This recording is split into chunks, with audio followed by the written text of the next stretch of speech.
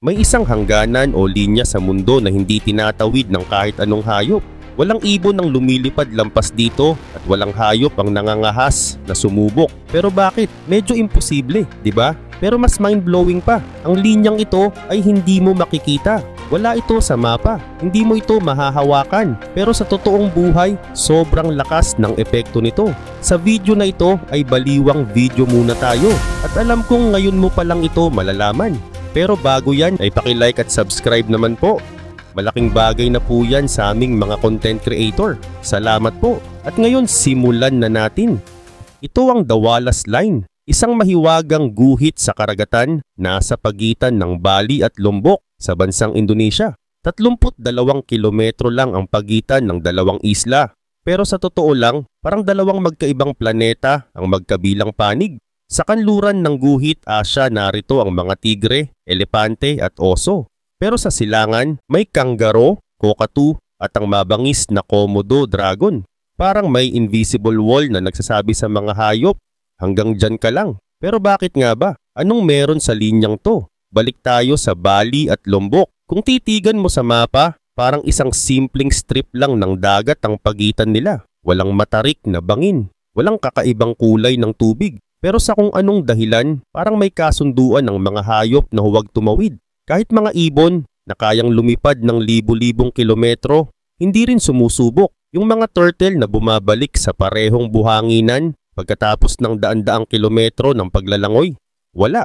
Sa Wallace Line parang ayaw talaga nila tumawid. Isipin mo yan, 32 kilometers lang. Kayang-kaya ng kahit anong hayop pero hindi nila ginagawa. Parang may force field na invisible. Bakit? Kahit magkasunog ang buong gubat ng Lombok o tamaan ng 10-meter tsunami, hindi pa rin lilipat ang mga hayop sa kabilang isla. Kahit ang mga bayawak, mga ibon o ahas, walang tumatawid. Ang paniki lang daw ang nakakatawid minsan-minsan. At yun pa ay bihirang-bihira. Pero teka, hindi lang ito simpleng dagat. Ang Wallace Line ay parang guhit na naghihiwalay sa dalawang magkaibang mundo. Asya sa isang panig, Australia sa kabila. Kahit magkalapit parang milya-milya ang pagitan ng kanilang kalikasan. Saan nga ba nagsimula ang misteryong ito? Balik tayo sa kasaysayan. Noong taong 1521, may isang lalaking kasama ni Magellan sa ekspedisyon, si Antonio Pigafetta. Napansin niya na magkaiba ang mga halaman at hayop sa Pilipinas at sa Molucas. Kahit magkalapit lang ang mga ito. Sinulat niya ito sa kanyang journal pero hindi gaanong pinansin. Hanggang sa dumating ang 19th century. Noong 1854, isang British naturalist na nagngangalang Alfred Wallace ang nagsimulang maglakbay sa Malay Archipelago. Habang pinagmamasdan niya ang mga hayop sa bawat isla, napansin niyang biglang nagbabago ang lahat pagtawid mula Bali papuntang Lombok. Magkaibang-magkaiba, parang dalawang mundo. Tinawag niya ang hangganan na yon bilang The Wallace Line at mula noon, naging game changer ito sa siyensya. Sa loob ng 8 years, nakolekta ni Wallace ang higit sa 125,000 specimens ng hayop, halaman, ibon at insekto. Mula roon nabuo ang ideya na kahit sobrang lapit ng dalawang isla, may natural barrier sa pagitan nila na hindi kayang lagpasan ng karamihan sa mga species. At yan ang dahilan kung bakit sobrang magkaiba ang wildlife ng Bali at Lombok na para bang may pader ng kalikasan na naghihiwalay sa kanila. Pero hanggang ngayon, nananatiling palaisipan. Paano nga ba naging ganito kalakas ang epekto ng isang linya na wala naman sa mapa? At bakit kahit may kakayahan silang tumawid, pinipili ng mga hayop na huwag? Alam mo ba, si Alfred Wallace, ang taong tumuklas sa mahiwagang guhit na yon, ay nakipagpalitan pa ng ideya kay Charles Darwin. Oo, ang Charles Darwin. At sa totoo lang, ilang mga obserbasyon ni Wallace ang naging pundasyon ng theory of evolution. Pero kahit gaano siya katalino, hindi pa rin niya lubusang naunawaan ang misteryong bumabalot sa Wallace Line. Para maintindihan natin ito, kailangan nating balikan ang napakalayong nakaraan. Panahong sobrang iba pa ang itsura ng mundo. Milyon-milyong taon na ang nakalipas, ang lahat ng kalupaan sa mundo ay magkakabit. Iisang supercontinent ang umiiral noon. Pangaea ang tawag dito. Sa panahong yon parang walang hadlang sa migrasyon ng mga hayop. Kahit ang pinakamalaki sa kanila, gaya ng mga dinosaur, malayang nakakagala mula dulo hanggang dulo ng kontinente. Wala pang mga karagatang naghihiwalay sa mga lupa, kaya walang balakid sa pagkalat ng mga species. Pero tulad ng lahat ng bagay sa kalikasan, hindi ito nagtagal. Dumating ang panahong ang Pangaea ay napilitang maghiwa-hiwalay. Pero hindi ito sumpa o aksidente. Merong lohikal na paliwanag. Ang mga kontinente natin ay nakapatong sa malalaking blok ng bato na tinatawag na tectonic plates. At mula pa noon hanggang ngayon hindi yan tumitigil sa paggalaw. Bawat segundo, bawat taon may gumagalaw. Paano nangyayari yon?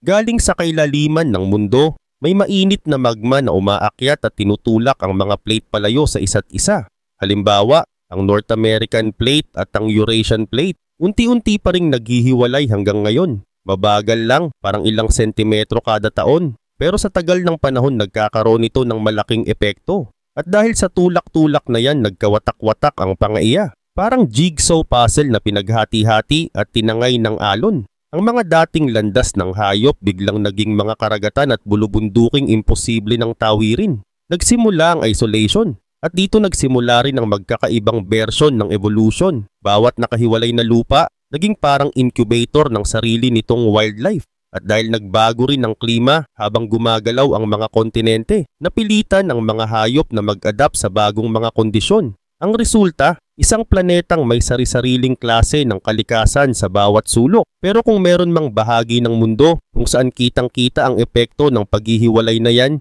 ito ay sa Southeast Asia. Partikular sa mga rehiyon ng Sunda at Sahul. Noong panahon pa ng mga sinaunang yelo, ang Sunda ay bahagi ng Asya, habang ang Sahul naman ay konektado sa Australia. Noon may mga lupang nagdurugtong sa kanila, parang natural bridge para sa mga hayop at halaman. Pero nang natunaw ang mga yelo, tumaas ang level ng dagat, nalubog ang mga tulay na yon. At ang dating tuyong lupa, naging malawak na tubig. Sa pagitan ng Asia at Australia, biglang nagkaroon ng dagat, isang water barrier. At sa gitna ng tubig na yon naroon ang Wallace Line. Pero teka, tubig lang naman, 'di ba? Bakit hindi pa rin nila matawid? Simple lang. Magkaiba ang dalawang mundo sa magkabilang panig ng Wallace Line. Ang klima, pagkain, halaman, pati mga kaaway sa kalikasan, lahat magkaiba. Kaya kahit may hayop na makatawid sa tubig, malaki ang tsansang hindi sila mabubuhay sa kabila. Hindi sila sanay. Hindi sila makaka-adapt. Isang ibon man o butiki, kahit makalipad o makalangoy sila, ang mundo sa kabilang panig ay hindi para sa kanila. Parang may unsaid rule ang kalikasan. Dito ka lang, hindi ka bagay doon. At kahit mukhang logical ang paliwanag na yan ngayon, noong una itong natuklasan, hindi ito agad pinaniwalaan. In fact, isang dekada pa ang lumipas bago tinanggap ng siyensya ang ideya ni Wallace. Marahil dahil sobrang advanced ng pag-iisip niya noong panahon na yon. Lumipas ang mga taon at noong 1960s, unti-unting tinanggap ng scientific community ang ideya ni Wallace. Mula noon tinawag na talaga itong The Wallace Line sa mga libro, mapa at research. May isa pang sorpresa na gumulantang sa mundo ng siyensya. Ang Wallace Line pala, hindi lang iisa. Ito ngayon ang twist, hindi pala siya nag-iisa. Ang Wallace Line, bagamat iconic, ay isa lang sa ilang mahiwagang hangganan ng kalikasan na unti-unting nadidiskubre ng siyensya. Isang German scientist na si Max Weber ang nakakita ng isa pang invisible boundary. At hindi ito nasa kabilang dulo ng mundo. Nasa Indonesia rin. Saan pa nga ba? Malapit lang sa mismong Wallace Line. Ang pangalan, Weber Line. Tama, ipinangalan sa kanya. Isa itong mas pinong version ng Wallace Line. Pareho nitong hinahati ang mundo ng Asian fauna at Australian wildlife, pero medyo mas silangan ito. Ayon sa mga pag-aaral, ang Weber Line ay mas tumpak daw na guhit ng balanse. Isang linya kung saan nagtatapos ang natural na impluensya ng Asia at nagsisimula ang dominasyon ng Australia, lalo na pagdating sa mga mammals at vertebrates sa lupa. Pero hindi dyan natatapos ang kwento. Meron pang isa, mas malayo sa silangan may isa pang hangganan. Ang tinatawag na Lydecker Line, ipinangalan sa English biologist na si Richard Lydecker. Ang linya na ito ang nagsisilbing final frontier. Dito tuluyang nagtatapos ang distribusyon ng mga hayop mula sa Australia.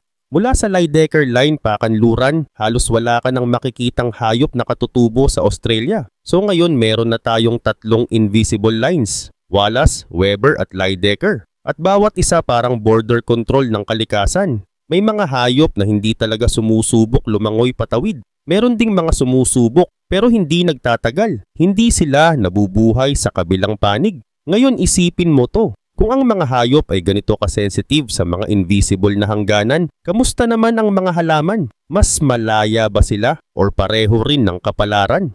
masasabi nating hindi rin ganun kadali para sa mga halaman. Oo, may advantage sila. Kasi ang mga buto at spores ay kayang madala ng hangin o alon sa dagat. Pero kahit ganun, ang Wallace Line at iba pang ecological boundaries ay nagsisilbing natural filter. Hindi lahat ng halaman ay kayang tumawid at manirahan sa kabilang ecosystem. Halimbawa, ang napakaraming uri ng eucalyptus, karaniwan ay makikita mo lang sa panig ng Australia. Ang tanging lumalabag sa panuntunang ito, ang rainbow eucalyptus, isang species na sa hindi maipaliwanag na paraan ay nakatawid papunta sa isla ng Mindoro sa Pilipinas. Yan lang ang kilalang exception. Napansin mo na ba ang pattern? Habang mas simple ang organism, mas malaki ang tsansa nitong makatawid. Para sa mga mikrobyo, parang wala lang itong Wallace Line. Kayang-kaya nila.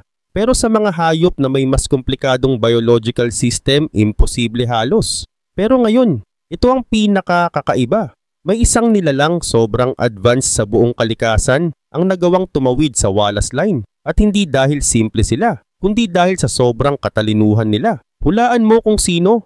Tao. Mas tiyak pa, isang sinaunang lahi ng tao na halos hindi na natin kilala, ang Denisovans. Noong 21st century, nadiskubre ng mga researcher na ang DNA ng Denisovans ay umiiral sa mga katutubong tao ng Papua New Guinea at Australia. Ibig sabihin, tumawid sila sa Wallace Line. At hindi lang yun, may ebidensya pa na bumalik pa sila sa kanluran pagkatapos. Paano nila to nagawa? Tandaan, noong sinaunang panahon mas mababa ang level ng dagat sa Wallace region. Pero kahit mababaw, malakas pa rin ang current. Sobrang delikado para sa kahit sinong lumangoy. Pero may isang bagay ang Denisovans na wala sa kahit anong hayop, gamit tools. Kaya nilang gumawa ng mga simpleng bangkang lumulutang. Hindi man ito gaya ng modernong sasakyan, sapat ito para maglayag at tumawid ng dagat. At yun nga ang ginawa nila.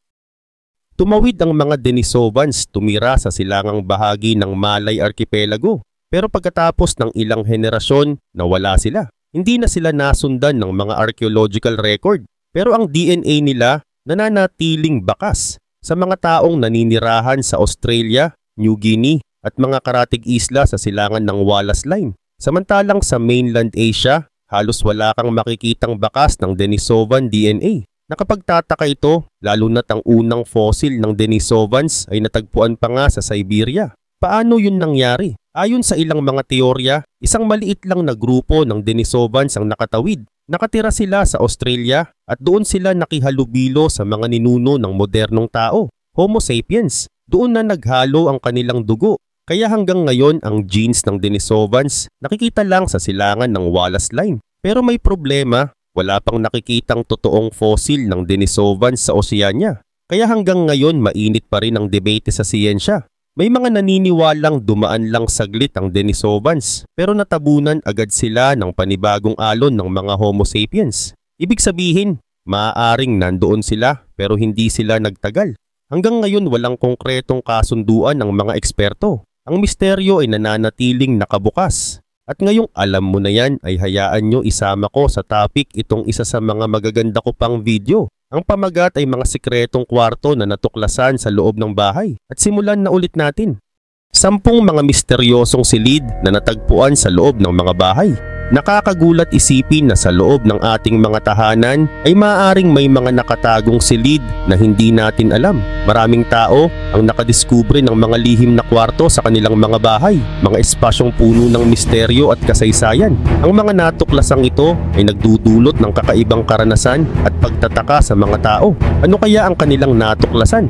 Kung kaya't sa video na ito ay tutuklasin din natin ang mga lihim na silid na natuklasan ng mga tao sa loob ng kanilang bahay. Pero bago tayo magsimula ay baka pwedeng paki-like at subscribe ng video na ito.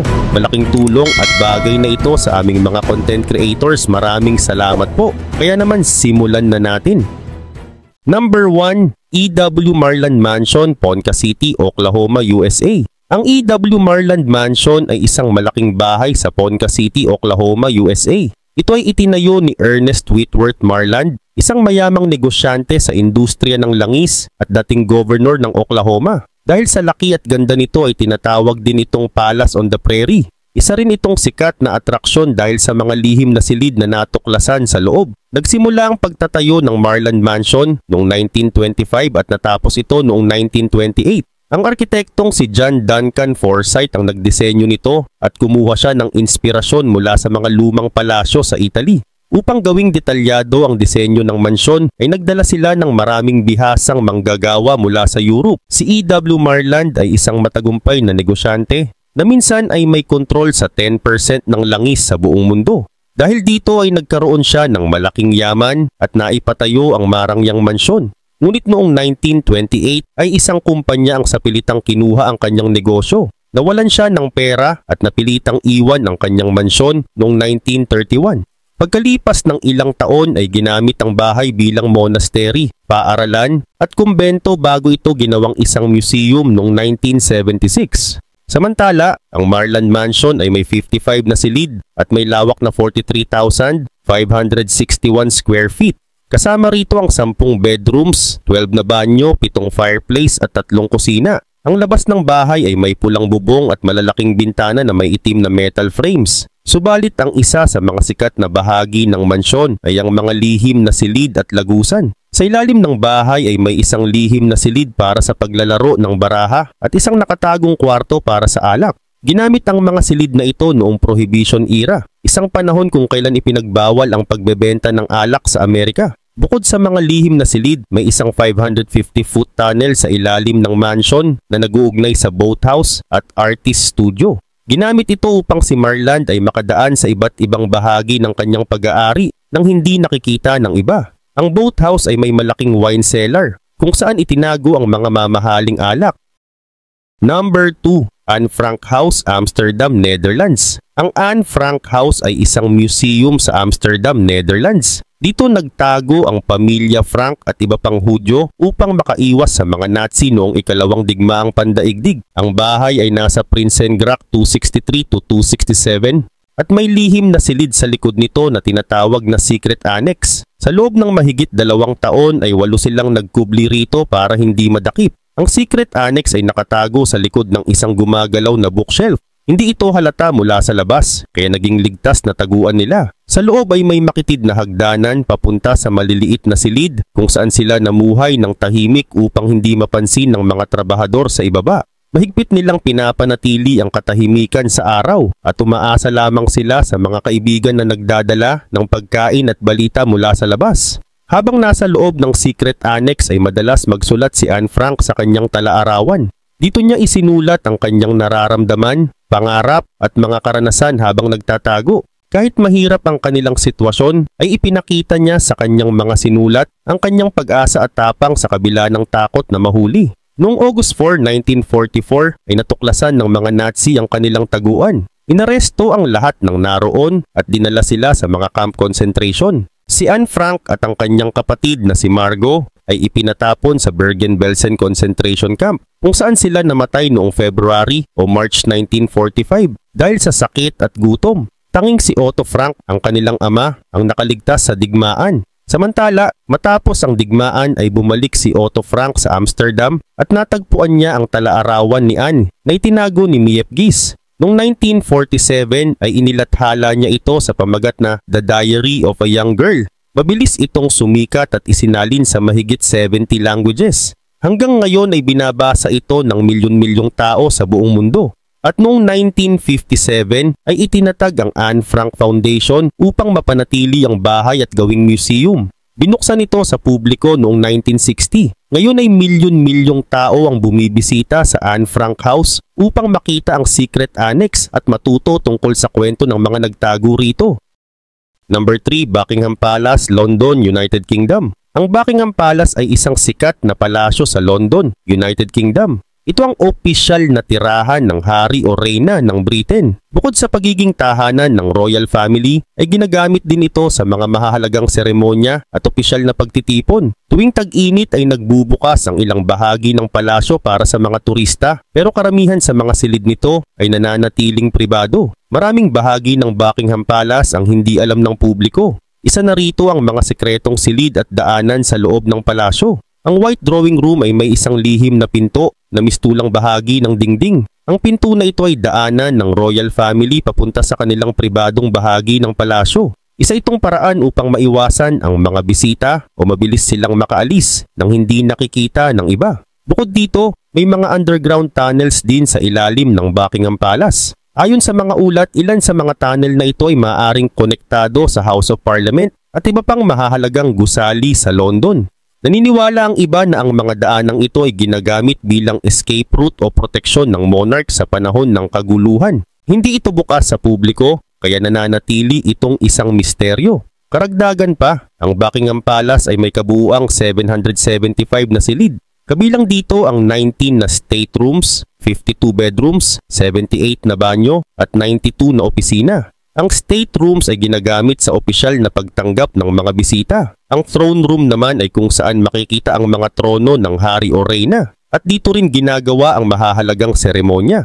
Ang grand staircase ay isang engrandeng hagdanan na dinisenyo para sa grand entrance sa mga pangunahing bahagi ng palasyo. Ang palasyo ay napapalibutan ng isang napakalawak na garden na may 16 hectares ang laki. Ito ang pinakamalaking private garden sa London. Dito ginagawa ang Royal Garden Parties kung saan libu-libong bisita ang inaanyayahan bawat taon. Mayroon itong maraming klase ng halaman, puno at bulaklak pati na rin isang malaking lawa. Number 4. Collinwood Mansion Fictional, Collinsport, Maine, USA. Ang Collinwood Mansion ay isang malaking bahay na matatagpuan sa tuktok ng Widows Hill sa Collinsport, Maine. Isa itong fictional mansion na naging sikat sa TV show na Dark Shadows mula 1966 hanggang 1971. Itinayo ito noong 1795 ni Joshua Collins para sa kanyang pamilya. Ang bahay na ito ay puno ng misteryo at kakaibang pangyayari. Isa sa mga dahilan kung bakit ito naging kilala ay dahil sa mga lihim na silid at daanan na nakatago sa loob nito. Isa sa mga lihim na bahagi ng bahay ay ang daan sa likod ng dingding ng pangunahing sala. Sa likod nito ay may isang hallway na nagkokonekta sa silid-aralan ni Quentin Collins. Ginamit ito ng ilang tauhan sa kwento para makapunta sa ibang bahagi ng bahay nang hindi namamalayan. Mayroon ding isang kakaibang silid sa mansion na tinatawag na parallel time room. Ang silid na ito ay may kakayahang ipakita ang ibang versyon ng mundo. Kapag tumingin ng isang tao sa loob nito, ay makikita niya ang isang alternative reality kung saan iba ang mga pangyayari at maaaring iba rin ang personalidad ng mga taong kilala niya. Samantala, sa kanlurang bahagi naman ng bahay ay may tinatawag na playroom. Sa ilalim nito ay may nakatagong hagdan na tinatawag na Stairway Through Time. Ang hagdang ito ay ginawa ni Quentin Collins noong 1840 gamit ang magic. Kapag bumaba rito ang isang tao, ay maaari siyang mapunta sa iba't ibang panahon. Dahil sa mahiwagang hagdang ito, ay maraming tauhan sa kwento ang nakapaglakbay sa nakaraan at hinaharap. Bukod sa Collinwood Mansion, may iba pang lumang gusali sa loob ng estate na may mga sekreto rin. Isa na rito ang Old House, ang orihinal na tirahan ng pamilya Collins bago may tayo ang mansyon. Sa ilalim ng bahay na ito ay may isang lihim na kulungan kung saan ikinulong ni Barnabas Collins ang ilang tauhan sa kwento. Sa loob ng basement nito ay may isang nakatagong daanan na konektado sa isang yunggib sa dalampasigan. Ginamit ito bilang rutang pangtakas sa ilang pagkakataon. Number 5. Concealed Stone Fireplace, USA. Sa United States ay may mga bahay na may mga nakatagong silid sa likod ng fireplace. Isang halimbawa nito ay isang lumang bahay sa New Hampshire. Sa likod ng isang stone fireplace ay may maliit na silid na posibleng ginamit noon sa Underground Railroad. Ang Underground Railroad ay isang sikretong ruta na tumulong sa mga aliping gustong makatakas patungo sa kalayaan noong 19th century. Ang mga nakatira sa bahay na ito ay maaring nagtago ng mga alipin upang hindi sila mahuli ng mga naghahanap sa kanila. Sa isang bahagi ng bahay ay may malaking fireplace sa tinatawag na winter room. Sa likod ng fireplace na ito ay may isang tagong pinto na patungo sa isang maliit na silid. Ang silid na ito ay isang panic room na ginawa bilang taguan kung may panganib. Ang ganitong mga sikreto ay madalas ginagawa noon para sa seguridad ng may-ari ng bahay. Sa University of Pittsburgh naman ay may isang silid na tinatawag na Early American Room. Ipinapakita nito kung paano nabuhay ang mga unang Amerikano noong 1650s. May malaking fireplace sa loob ng silid at sa tabi nito ay may isang aparador na may tagong latch. Kapag nabuksan ng latch ay may lalabas na daanan patungo sa isang tagong hagdan. Ginagamit ang ganitong mga sikreto noon upang maitago ang mahahalagang bagay o para sa seguridad ng mga nakatira sa bahay. Hindi lang sa mga lumang bahay matatagpuan ang mga nakatagong silid sa likod ng fireplace. Ngayon ay may mga kumpanya tulad ng Creative Home Engineering na gumagawa ng mga espesyal na pintuan. Isa sa mga ginagawa nila ay isang fireplace na umiikot upang magbukas ng sikreto at private rooms. Maraming mayayaman ang nagpapagawa nito sa kanilang bahay para sa seguridad o kaya naman para lang maging kakaiba ang kanilang tahanan. Gayun din, may isang kwento mula sa isang tao na bumili ng lumang bahay na itinayo noong 1880s. Natuklasan niya na may isang fireplace na itinago sa likod ng pader na natakpan ng plaster. Nang sinimulan niyang ayusin ang bahay, ay nakita niya ang tagong fireplace. Marami ng ganitong kwento kung saan may-ari ng bahay ang nakakahanap ng mga parte ng bahay nila na hindi nila alam noong una.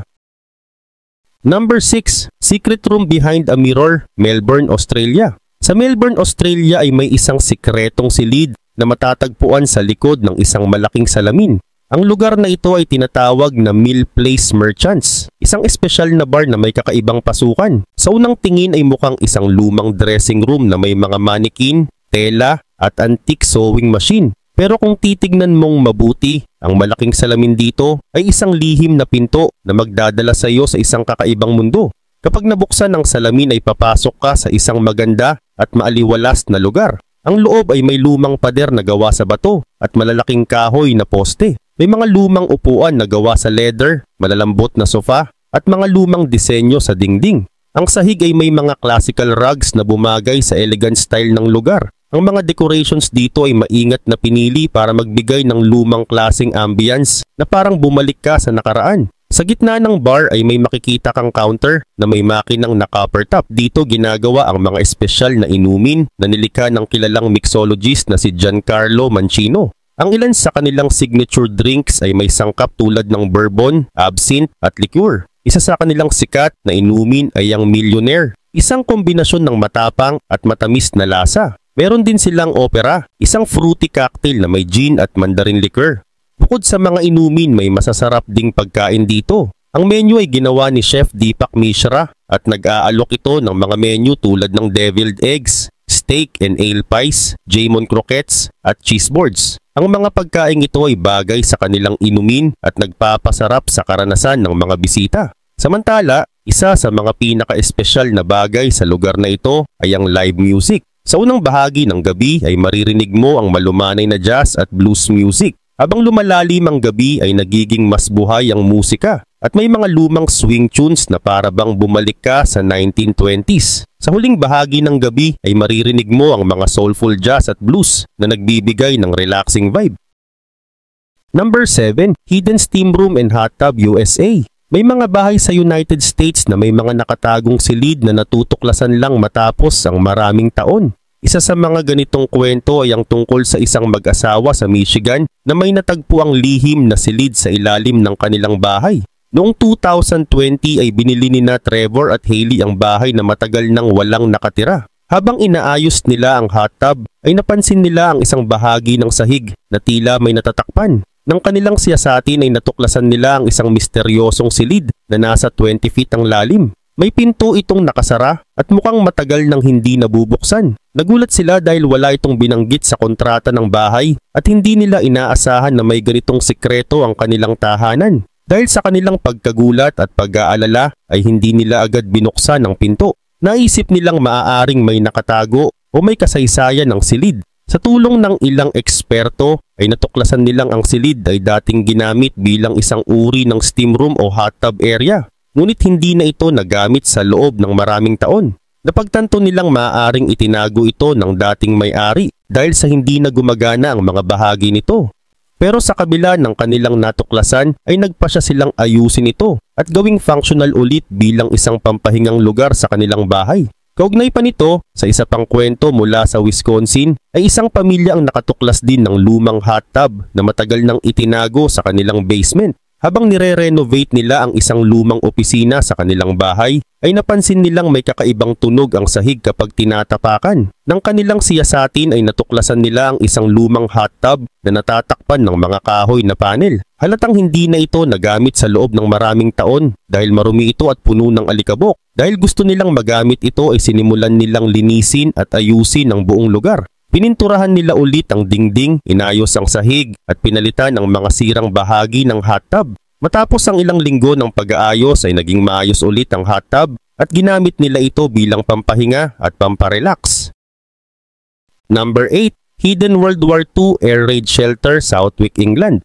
Noong November 2024 ay isang pamilya sa Southwick, England ang nakatuklas ng isang lumang air raid shelter sa kanilang bakuran. Sina Catherine at Liam Milburn kasama ang kanilang dalawang anak ay matagal nang nakatira sa bahay na iyon. Isang araw habang naghuhukay sila sa kanilang hardin ay may napansin silang kakaiba sa ilalim ng lupa. Habang patuloy nilang hinuhukay ang lupa ay nakita nila ang isang malaking tipak ng konkrit. Napansin din nila ang ilang iron rod at yero na may kurbada. Nagtaka sila kung ano yon kaya pinagpatuloy nila ang paghuhukay. Nang lumalim pa ang kanilang paghuhukay ay may nakita silang hagdan pababa. Napansin din nilang may tubig sa loob ng istruktura. Dahil dito ay naisip nila na ito ay isang lumang Anderson shelter na itinayo noong ikalawang digmaang pandaigdig. Ang Anderson shelters ay ginawa noong 1938 upang protektahan ang mga tao mula sa pagbomba ng German Luftwaffe. Ang mga ito ay gawa sa makakapal na yero at inililibing sa ilalim ng lupa upang maging mas matibay laban sa pagsabog. Kayang maglaman ng 6 na tao at makatiis sa pagsabog ng bomba na bumagsak ilang talampakan ng layo. Noong panahon ng digmaan ay mahigit 3.6 milyong Anderson shelters ang ipinamigay sa mga pamilya sa Britain. Ngunit sa paglipas ng panahon ay marami na ang nawala o natabunan. Dahil sa kanilang natuklasan ay naisip ng pamilya Milburn na alisin ang tubig sa loob at lagyan ito ng ilaw. Plano rin nilang ipakita ito sa kanilang mga anak at sa ibang bata sa paaralan. Sa ganitong paraan ay mas mauunawaan ng mga bata kung paano naghanap ng proteksyon ang mga tao noon sa panahon ng digmaan. Bihira na ngayon ang makakita ng ganitong klaseng shelter. Karamihan sa mga ito ay natabunan na o ginawang imbakan ng mga lumang gamit. Ang pagkakatuklas ng shelter na ito ay isang paalala ng hirap na dinanas ng mga tao noon at kung paano sila naghanda para sa panganib. Ang pagpapanatili ng shelter ay mahalaga upang mapanatili ang alaala ng nakaraan at maipasa ang mga aral sa susunod na henerasyon. Number 9. Secret Swimming Pool, USA. May mga bahay sa Amerika na may mga nakatagong swimming pool na natuklasan lang matapos ang maraming taon. Isa sa mga ganitong kaso ay nangyari kay Emily Henry mula sa Arkansas. Hindi niya alam na may swimming pool sa ilalim ng sahig ng kanyang bahay. Noong 1980s pa ito itinayo pero hindi niya alam ang tungkol sa pool. Nang ipaayos niya ang isang silid ay napansin niyang parang may kakaiba sa sahig. Nang alisin ang mga kahoy na sahig ay nagulat siya nang makita ang isang swimming pool na may kasamang jacuzzi. Samantala, ayon sa dating plano ng bahay, kasama talaga ang swimming pool sa original na disenyo.